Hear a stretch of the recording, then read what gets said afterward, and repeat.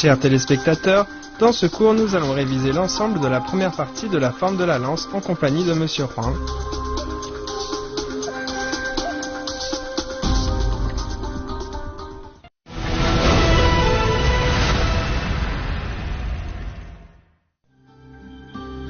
La main droite tient la lance, la main gauche l'empoigne et la relève. La main droite empoigne le manche, on place la lance à hauteur de poitrine et en même temps on décale le pied gauche à gauche.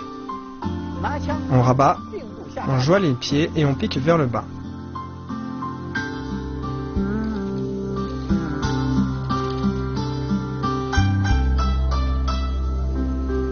Le piquage est la principale technique d'attaque de base. Les forces d'amener de la lance et de rotation de la taille se font ensemble afin de transmettre la force jusqu'à la pointe. Le regard est dirigé vers la pointe.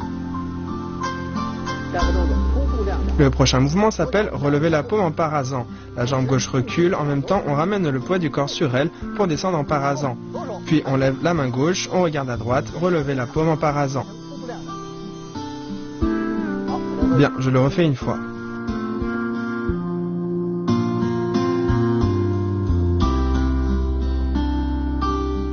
Lors du parasant, on transfère le poids du corps sur la jambe gauche, on redresse le tronc et la tête et on regarde en direction de la pointe. Ensuite, avancer, barrer, rabattre et piquer. On se relève, on redresse la lance, main gauche devant, puis on avance le pied gauche pour aller en position du cavalier. On barre, rabat et pique. Barrer, rabattre et piquer. Barrer, rabattre et piquer. Barrer, rabattre, piquer.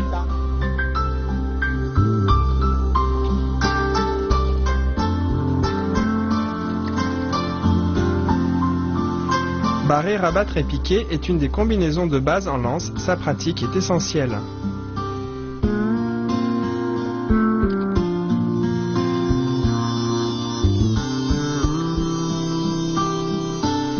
Pas sauter, barrer, rabattre et piquer. Pas sauter, on pique devant. Barrer, rabattre et piquer. Barrer, rabattre, piquer. Barrer, rabattre, piquer.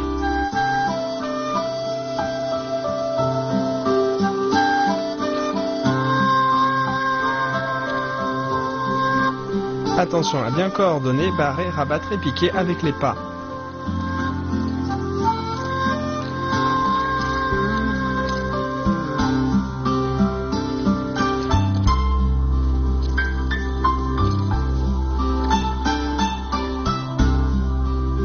Enrouler la lance en pas arqués. On ramène la lance, la main gauche ne bouge pas, la main droite décrit un cercle vers l'intérieur, ce qui fait tourner la pointe,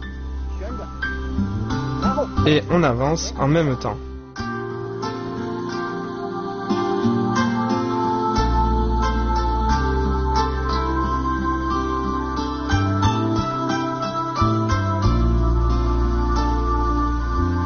La coordination des pas arqués avec l'enroulement de la lance permet une défense plus souple.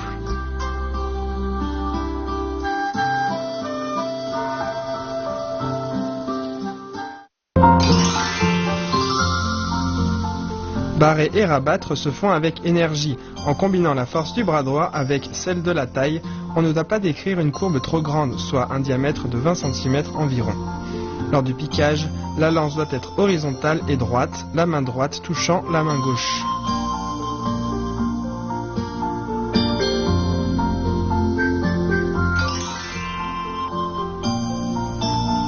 L'enroulement est une technique de défense puis d'attaque. On cherche à enrouler l'arme de l'adversaire pour trouver une opportunité d'attaque. La coordination des pas arqués avec l'enroulement permet une défense plus souple.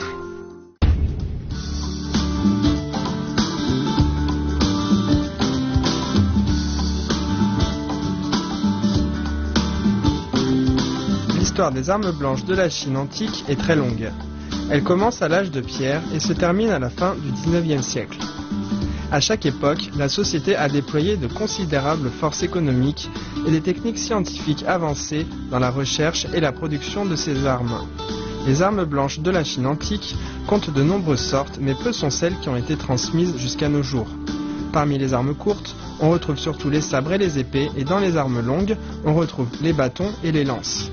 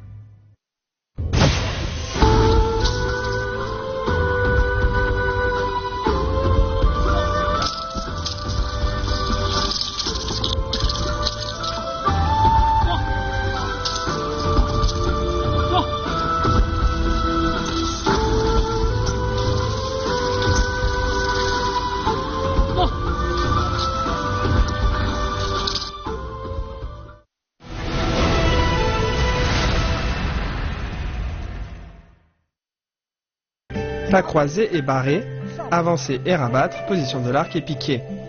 Barrer, rabattre et piquer. Barrer, rabattre et piquer.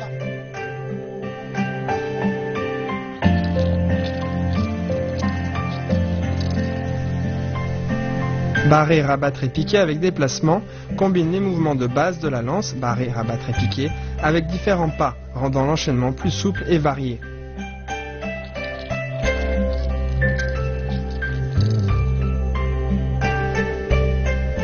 On avance en tournoyant la lance, on pousse avec la lance en position de l'arc. Bien, je le refais une fois.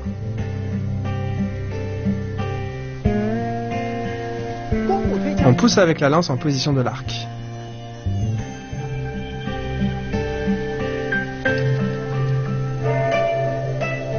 Tournoyer et pousser en position de l'arc.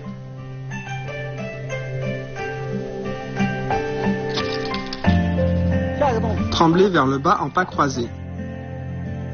On ramène la lance devant la poitrine. En même temps, on lève le pied droit et on le croise derrière. Avec la lance, on fait barrer et trembler vers le bas.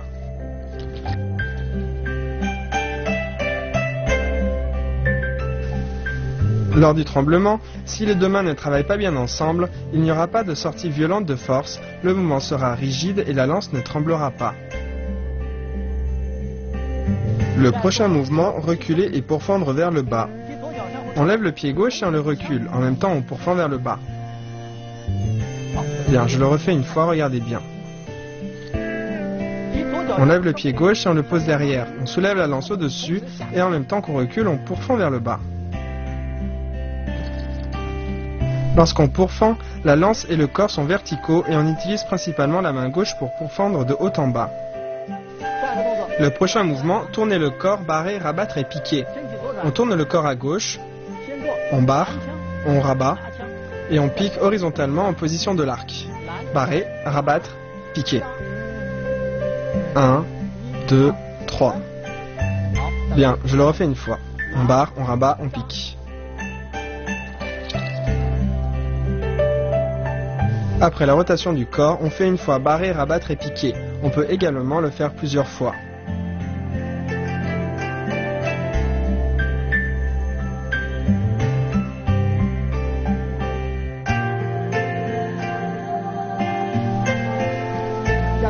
Le prochain mouvement, relever le manche en position de l'arc.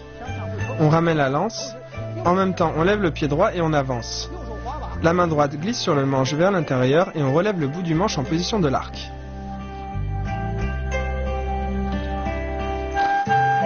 Relever le manche est un mouvement d'attaque à distance rapprochée où on utilise le manche pour frapper l'adversaire. On le relève avec force.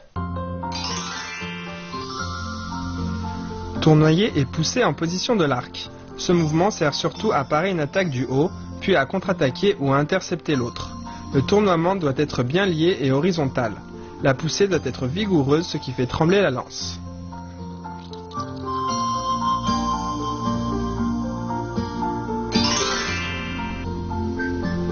Trembler vers le bas en pas croisé. La main gauche doit passer du relâchement à l'empoignement au bon moment, ce qui fait trembler la pointe.